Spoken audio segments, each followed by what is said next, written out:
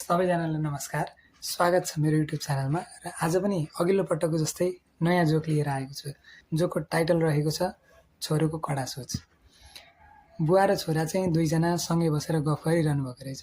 अनि त्यतिकैमा बुवाले छोरो के छ त तिम्रो सोच, पछि गएर के भन्छौ त भनेर सोधिसकेपछि छोरोले चाहिँ बुवा म त ठुलो भएर डाकु भन्छु डाकु भनेर भनेछ।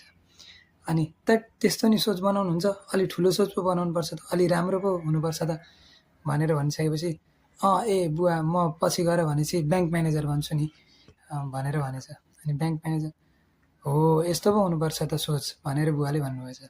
अनि तर यसो सोचेर होइन अनि ब्याङ्क म्यानेजर चाहिँ किन भन्ने त, डाक्टर पाइलट इन्जिनियर बन्ने भइहाल्छ नि भनेर सोधिसकेपछि होइन बुवा डाकु बनेर चोर्दाखेरि चाहिँ अलिकति रिस्क हुन्छ, त्यो पुलिसहरूले पक्रिने डर हुन्छ, तर ब्याङ्क म्यानेजर बनिसकेपछि त भित्रभित्रै लुटेर हिँडे पनि कसैलाई थाहा हुँदैन नि त भनेर भनेछ। रमाइलो लाग्यो भने लाइक सब्सक्राइब गर्न नबिर्सिनु होला। धन्यवाद।